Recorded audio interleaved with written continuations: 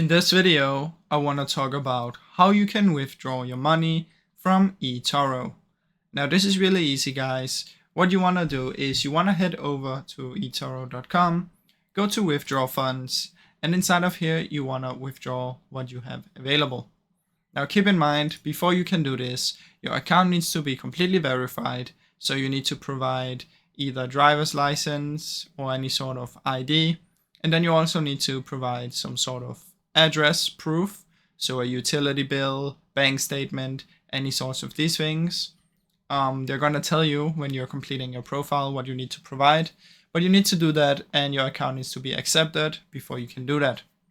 But if you provide the correct ones, they're going to accept it no matter what. You just have to wait a few days and then you can simply withdraw your funds. Now keep in mind, you cannot withdraw funds if they're in an open position, so you need to make sure that your positions are closed before you can withdraw them. You can hover or you can click on this button and it will show you what the requirements are before they're available to withdraw, but it's pretty simple, guys. Now I really hope you enjoyed this short video. If you did, please leave a like and subscribe, as it helps me out a ton. Thank you so much for watching.